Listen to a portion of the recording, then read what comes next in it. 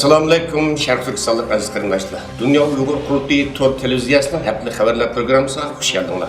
Men Karat Yo'rinqash tuvanda 21 noyabrdan buyon dunyoda yuz bergan Uyg'urlar munosabatli ba'zi muhim uchurlarni sizlarga qisqacha xotirlatib o'tmoqchimiz.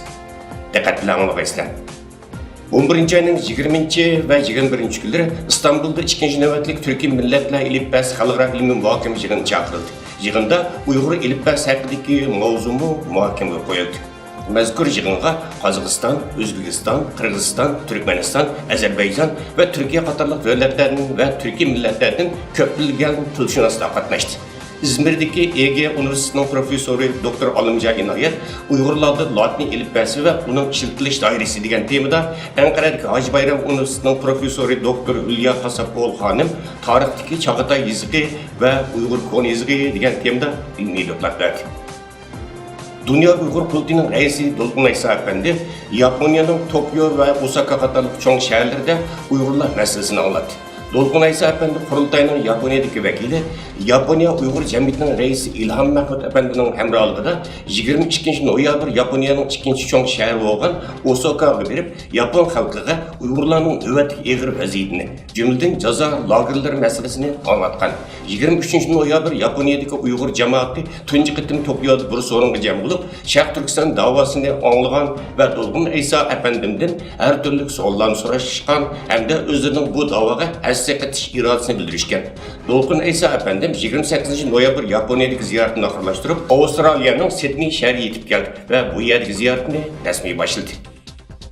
Xitoy bütün kuchi bilan Turkiyada o'zining bir yo'l bir belbog' qurilishini tashviq qilayotgan bugungi kunda Anqaradagi Uyg'ur tadqiqot instituti Yangi Ipak yo'li va Uyg'urlar degan mavzuda yo'nalishlar yig'ini o'tkazdi. 23 noyabr kuni mazkur institutning ishxonasida o'tkazilgan bu faoliyatga Dunyo Uyg'ur Qurultayining sobiq raisi Erkin Alibtekin, Sharq Turkiston tashkilotlar birligining raisi Hidoyatullo O'zxon Efendi, Sharq Turkiston vaqtining bosh kotibi Dr. Umarqul Efendi, Uyg'ur Akademiyasining raisi Professor Alimjon Inoyat Efendi, Uyg'ur Akademiyasining ijroiya hay'ati raisi Abdulhamid Qaraxon Efendi, Uyg'ur O'limalar birligining a'zosi Sirojin Efendi, Taklimakan Uyg'ur nashriyatining boshlig'i Abdujalil Turan Efendi va Uyg'ur tadqiqot institutining xodimlari ishtirok qildi.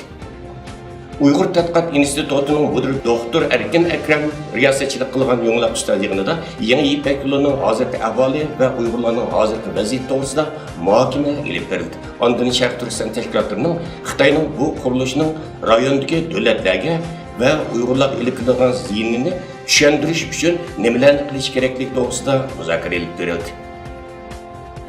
Pakistan'ın Karajda turishli Xitoy konsulxonasi 23 noyabr kuni qurolli kishilarning hujumiga uchrab 7 odam o'lgan. BBC'ning xabar qilishicha, hujum Xitoyning Bajuliston o'lkasiga mablag' silishiga qarshi turayotgan qurolli guruhlar tomonidan ilib berilgan ekan. Balujiston Qashqar Guadar iqtisodiy koridorining dengizga chiqish eg'izi bo'lib, Xitoy hukumati mazkur koridor qurilishiga 60 milliard dollar mablag' silishni va'da qilgan. Lekin bu qurilish yerlik Balujiston xalqining qarshi turishiga uchragan. Ular Pokiston hukumatini Xitoy bilan til biriktirib, Balujiston xalqini ekspluatatsiya qilish, boyligini bulan-talan qilib, muhitni vayron qilish bilan ayblab kelgan. Bu rayondagi Xitoy qurilish xodimlari doim Bajuliston ozodlik armiyasi nomli qurolli tashkilotning hujumiga uchrab turgan edi. 23 noyabr kuni Do'q muhojirlar konsulati mudiri Mehmet To'xti, kishilik huquqni kuzatish tashkiloti Kanada direktori Farid Dayt xonim bilan Kanada tashqi ishlar ministri va Kanada ko'chmanlar ministrligini ziyorat qilib, Kanada hukumatining yuqori darajadagi mas'ullari bilan ko'rishdi. Görüşte Sharq Turkistondagi mavjud vaziyatga qarata Kanada bosh ministri Justin Trudeau'ning va Kanada tashqi ishlar ministri Chrystia Freeland xonimning bergan bayonotlariga rahmat bildirish bilan Uyg'ur masalasining mutlaq holdagi kishilik huquq doirasida tilga ilinmasligi, Uyg'urlarning mavjud vaziyatining BDT ahdnoma va munosabati qonuniy hujjatlarda cheklangan insoniyatga qarshi jinoyat, kollektiv jazolash, etnik va madaniy qirg'inchilik, majburiy yo'q qilish qatorliq jinoyatlar doirasida tilga ilinishi kerakligini eskartdi. Türkiye hükümeti Xitoyning texniklik tarbiyalash markazlari deb atab millionlab kishini yig'ib olib, ular qarta islomiy diniy e'tiqodi va o'z milliy madaniyatini tandirishda meni yuvish harakati elib berayotgan yig'ib olish lagerlari masalasida sukut turayotgan bugungi kunda Turkiyadagi insoniy yordam vakfining Bolu viloyatidagi sho'basi Turkiyaning g'arbiy rayoniga joylashgan Bolu shahrida Xitoyning bu xil siyosiy qarshi namoyish o'tkazdi. 23 noyabr kuni o'tkazilgan namoyishga Istanbulda faoliyat berayotgan Sharq Turkiston yangi avlod harakati raisi Abdusalom Taklimakon apandi boshchiligidagi Uyg'urlar ishtirok qildi. 24 noyabr kuni Xitoy turmusida yetayotgan Uyg'ur ziyolisi Ilhom To'xtaga Türk Dünyası Tadqiqot Fondi tarafidan Turan yozgan Türk Dünyası kishilik huquq mukofoti berildi. Türk Dünyası Tadqiqot Fondining qurg'uvchisi marhum Turan yozgan vafotining 6 yillik munosabati bilan İstanbul shahar Madaniyat idorasi 24 noyabr kuni İstanbulda Türk Dünyası Turan yozgan kishilik huquq mukofotini taqdish marosimi o'tkazdi. Bu marosimda Xitoy turmusidagi Uyg'ur ziyolisi Ilhom To'xtaga Turan yozgan Türk Dünyası kishilik huquq mukofoti berildi. Marosim boshlanishi bilan Türk Dünyası Tadqiqot Fondining raisi Gözxan Yazgan efendi echilish so'zi so'zdi. Bu mundaq dedi. Bir zamonlarda Sharq Turkiston masalasi Turkiyada echilgan yig'inlarda, marosim va matbuotlarda davomli tilga ilinib turadi. Albuki bugun bu masala Turkiyada asliga ilingan, ya'ni uningga parvosizlik bilan muomala qiladigan ahvol shakllanmoqda. Xitoyning Uyg'ur qarindoshlarimizga yurgizayotgan zulm va besimlarni har xil usullar orqali dunyo jamoatchiligiga bildirib, qarindoshlarimizga ega chiqishimiz kerak. Dünya Uyg'ur qurultiyining raisi To'lqin Aysa apandim, Türk Dünyası Tadqiqot Fondining raisi Gözxan yozgan apandiga alohida maktub yo'llab, ularning bu olijanob harakatiga butun Uyg'ur xalqi nomidan minnatdorlik bildirdi. Amerikaning Washington Post gazeti 24 noyabr bosh maqola e'lon qilib, Amerika Davlat Majlisining Uyg'ur kishilik huquq siyosati qonunini tezroq ma'qullashni va Xitoyning Uyg'ur rayonidagi qilmishini javobgarlik tortishni talab qilgan. Bosh maqolada qayd qilinishicha, agar Uyg'ur kishilik huquq siyosati qonuni ma'qullansa, bu Sharq Turkistondagi lagerlar va umumyuzlik taqiqlash sistemaga ishtirok qilayotgan Xitoy shirkatlarini davlat majlisiga doklad qilish, bu shirkatlarga embargo qo'yish, Amerika Federatsiya tekshirish idorasining Amerikadagi Uyg'urlarga propagandistlik sohaning Xitoy amaldorlarini ta'qib qilishning yo'lini ochdi ekan. Yaqında Amerika Davlat Majlisining bir qism a'zolari Kengash va Avom palatalarida birla vaqtda Uyg'ur kishilik huquq siyosati qonun loyihasini o'tirib qo'ygan edi. Bosh maqolada Trump hukumatining Sharq Turkistondagi bostirishga qarshi yetarli tadbir olmadi deb qaralmoqda va Davlat Majlisining bu bo'shliqni to'ldirishi kerakligi bildirilgan. Bu Washington Post gazetining yaqin 6 oy ichida bir qancha qitim bosh maqola e'lon qilib, Amerika Davlat Majlisi va hukumatini Xitoyning Sharq Turkistondagi kishilik huquq dafsandichiliklarni javobgarlik tortishga chaqirishidir. 24 noyabr kuni Amerikaning poytaxti Washingtonda 50 ga to'lgan vatanparvar adibimiz va jamoat arbobimiz Abdullakim Boqiy Iltabirning adabiy ijodiyati va uning Uyg'ur davosi yo'lida besib o'tgan hayotini xotirlash faoliyati o'tkazildi. Amerika va dunyoning har qaysi ellardan kelgan ko'plagan Uyg'urlarning qatnashishi o'tkazilgan bu qatimki xotirlash faoliyati yanida mehmonlarga milliy ustozimizning adabiy va kurash hayoti tanishtirildi. Shundaqla ustozimizga butun Sharq Turkiston xalqi nomidan Sharq Turkiston istiqlol medali ve ton taqdim qilindi.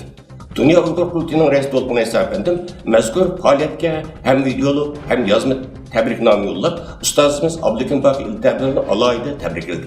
Elga to'lgan ustozimiz Abdullakim Boqiy Iltabir vatanda mayli o'qituvchilik hayotida bo'lsin va adabiy hayotida bo'lsin, ko'plagan yosh o'smirlarimizning milliy ong va milliy tuyg'ularining kuchlanishiga yangi bir avlod yosh va iqtidorli yozuvchi, shoir va adiblarimizning borliq kelish bevosita vasila bo'lgan.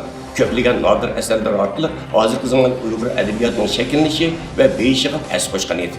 Bo'lib ustozimiz Abdullakim Boqiy Iltabirning chet elga hijratlab chiqqandan keyin butun vujudi va ixlosi bilan milliy mustaqillik kurashimizga atlanishi va bu sharafli g'oyamizga yetishimiz uchun izchil fidokorlik ko'rsatib kelganligi vatan ichi vasidagi ko'plagan yosh ziyolilarimizga, adiblarimizga, shoirlarimizga ilhom va jasorat baxsh etdi.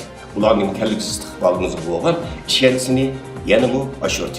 26 noyabr dunyoning har qaysi joylaridan kelgan 10 ga yaqin chet ellik olim va tadqiqotchi Amerika davlat axborot klubida axborot e'lon qilishini chaqirib, Xitoyning 1 milliondan ortiq Uyg'ur va boshqa turkiy tilli millatni yig'ilish lagerlariga qamalganligini qattiq aybladi.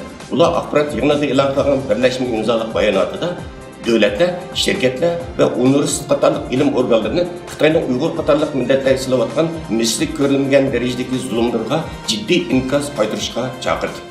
Dünyanın her qaysi joylaridagi Uyg'ur vaziyatiga yaqindan ko'ngil bo'lgan 26 davlatdagi 278 olim tadqiqotchining imzosi bilan e'lon qilingan mazkur bayonotda dunyo jamoatchiligini Xitoyning Sharq Turkistonda yurgizayotgan ig'ir darajadagi kishilik huquq dafsandichiligi hamda yerlik madaniyatga qarshi g'arazlik ilib berayotgan hujumlarga qarata harakat qilinishga chaqirmaymiz deyildi. 28 noyabr günü Amerika Devlet Meclisi Qarmağıdaki Xitay İşleri İcraiya Komitesi'de Xitay'daki dini bastırış boyunca guvalık verişliğini ötküzüldü. Korkunçluk lager hayatını kutulup çıkıp oldu bilen Mısır'a bu yerine Amerika'da yetip gelgen şahit Mehri Gültursun bugünkü guvalık verişliğine de asaslık sözlük sübütüde oturup çıktı. Amerika Devlet Meclisi'nin Xitay İşleri İcraiya Komitesi uyuştuğun guvalık veriş yığınıga Komünistik Partiya Xitayda dini etikatını qattiq bastırdı diye nam verilgan. Guvalık bir yığını başlanışı bilen Amerika Kengash Palatasının azası Senator Marco Rubio söz qildi. O Amerika Devlet Meclisi Xitay İşleri İcraiya Komitesi'nin bu yıl Xitay hükümetinin Şarkı Türkistan'da elip berayotgan bastırışlarına, bulupmu Uyghur ve başka yerlik Müslüman milletlerini nişan qilgan bastırışlarına yakından dikkat qilib kelganligini ta'kidladi.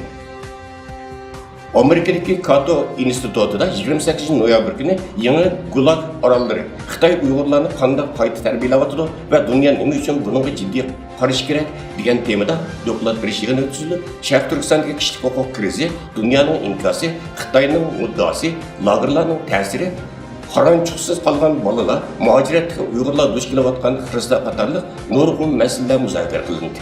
Mazkur yig'in Cato Institutining Uyg'urlar haqida chaqirgan tunji yig'ini bo'lib, mazkur yig'in Amerika Kengash va Avam palatalarida Uyg'ur kishilik huquq siyosiy qonun loyihasi o'tirib qo'yilgan Trump hukumatining Magnitsky qonunini ishga solib, Chenchenko boshchiligidagi Xitoy amaldorlarini jazolashi kun tartibga kelayotgan bir mezgilda o'tkazilgan edi. Yig'inga mazkur organning yuqori darajali tadqiqotchisi Mustafa Aqyo'l riyosatchilik qildi. Yig'inda Amerika Uyg'ur kishilik huquq qurilish tadqiqotining raisi Nuri Turkan, kishilik huquq kuzatish tashkiloti Xitoy bilimining mas'uli Sofia Richardson, Amerikadagi Atlantic Journal'ning tahririysi Sigal Samuel doklad berdi va tanishuvchilarning savollariga javob berdi. 28 noyabr günü Los Angeles vaqti gazetesi bir tahrirat maqolasi e'lon qilib, dunyo jamoatchiligini Xitoyning Uyg'urlarga qilayotgan zulmlarga qarshi o'rnidan dars turishga chaqirgan. Maqolada Xitoyning eng dastlabda Sharq Turkistondagi yig'ilish lagerlarining mavjudligini inkor qilganligini, orqadan bu joylarning kasbiy tarbiyalash o'rni ekanligini bayon qilish orqali lagerlarning mavjudligini qisman e'tirof qilganligini, amlikda bo'lsa, uni terrorlikqa qarshi tadbirda oqlashga urinayotganligi tilga olinib, buning bir oshkoriy yolg'onchilik ekanligi o'tirib qo'yilgan. Emniyette Xi Jinping'nin növbetki icraatlarının ve Mao'nun devrdeki jazo lagerlariga chiqib, qiyin qistab orqali menga yurish harakatining davom etganligi bayon qilingan. Xitoyning eng chong hukumat taratqullaridan biri bo'lgan Yer shari vaqti gazetesi bir parcha maqolalar e'lon qilib, Sharq Turkistondagi da'vogarlarning tutulib chiqqan Mehrigul Tursunning oldingi kuni Amerika Davlat axborot klubida bergan guvohligi ustidan shikoyat qildi. Mehrigul Tursun 27 noyabr qilgan guvohlik bayonotida o'zining Charchanda 37 kvadrat metrlik bir kameraga jami 67 ayol tutqun bilan birga so'langanligi, 3 oy ichida kameradagi tutqunlarning 9 nafarining hayotidan ayrilganligini Qashqarga aytdi. Yer shari vaqti gazetesi 28 noyabr tahrirat maqolasida Mehrigul Tursunning Amerikadagi guvohlik so'zlarini tilga olib, uning butunlay yolg'on bir hikoyani to'qib chiqqanligini ilgari surgan. Mehrigul guvohlik so'zida yana Xitoyning yig'ilish lagerlarini kasbiy tarbiyalash markazi deb tunishtirishini inkor qilib, o'zi bilan birga so'langanlarning ko'pinchasining o'qituvchi, doktor va boshqa sohalardagi kasb egalari ekanligini, ularning kasbiy tarbiyaga ehtiyoji yo'qligini o'tirib qo'ygan edi. Xitoy raisi Xi Jinping 28-29 noyabr kunlari İspaniyada ziyorat bo'lib o'tgan kunlarda Germaniyadagi Ilon to'qni qo'llash guruhining boshlig'i Anvarjon Afandim Ataydan İspaniyaning poytaxti Madridga yetib berib, Xitoyga qarshi bir yurish norozilik faoliyatini uyushtirdi. Anvarjon Afandimning bayonotida ma'lum bo'lishicha, o'tgan hafta u Ta'did ostidagi millatlar tashkilotining boshlig'i Ulrich Delius bilan birlikda İspaniya prezidenti Pedro Sanchezga imzoliq maktub yo'llagan. Xatda uning Xi Jinpingning İspaniya ziyarati mezgilida qayta tarbiyalash markazlari nomidagi jazo lagerlarining ahvolini Xi Jinpingga surishtirishini, norozilik bildirishini, Xitoy hukumatining u yerga qamalgan Uyg'ur qatorliq millionlagan xalqni qo'yib berishini talab qilishi o'tirib qo'yilgan. 27 noyabr kuni Ispaniya poytaxti Madrid yetib kelgan Anvarjon efendi, Xi Jinping Ispaniyaga yetib kelgan 28 noyabr kuni norozilik namoyishini qildi. U Xi Jinping qarshi namoyish jarayonida illam to'qni qo'llash gruppasi nomidan yozilgan Uyg'ur diyoridagi jazo lagerlarini taqab, u yerlarga qamalgan Uyg'ur qatorliq millionlarcha xalqni darhol qo'yib berish va Xitoy turmasiga qamalgan Uyg'ur ziyolisi illam to'qni shartsiz qo'yib berish talab qilingan. Uchiq xatning 2 muhtojdan ortiq ko'paytirilgan nusxasini Madrid shahar olisiga tarqatdi. Undan boshqa bir qism xalqaro tashkilotlar Dunyo Uyg'ur qurultiyi, Tibet sürgünlük hükümeti ve çetelerdeki Xitay Demokratik Teşkilatları, İspanya hükümeti ve İspanya Prezidenti Pedro Sanchez'nin Xitay reisi bilen ötküzdüğün söhbetlerinde Xitay'daki insan hakları meselesini oldan orun koyuşu talep kılıngan. 28 noyabr günü Dünya Uygur Kurultayı'nın Kırgızistan'da turuşluq vakaletçisi Rozmehmet Acim, Bishkek'teki Uygur cemaatiga 8 noyabrdan 10 noyabrgacha Germaniyaning München shahrida chaqirilgan tunji navbatlik Sharq Turkiston Milliy Kengashi yig'inining ro'yini yetkazdi. Shundaqli xalqaro sanlarda Dunyo Uyg'ur Qurultiyi tomonidan olib berilayotgan faoliyatlar va Sharq Turkiston davosining navbatli xalqarodagi taraqqiyot ahvoli haqida ma'lumot berdi. Qirg'izistondagi Uyg'urlar Sharq Turkiston Milliy Kengashi tomonidan dunyoga e'lon qilingan 10 moddali xitobnomani qo'llaydiganligini bildirishdi. Az qarindoshlar. Shuning bilan bu qatimki haftalik xabarlar programmasini mishada oxirlashtirmoqchimiz. Kelasi qatimlik programmamizni ko'rishaylik. Ko'rishishga omon bo'ling, xayr xo'sh.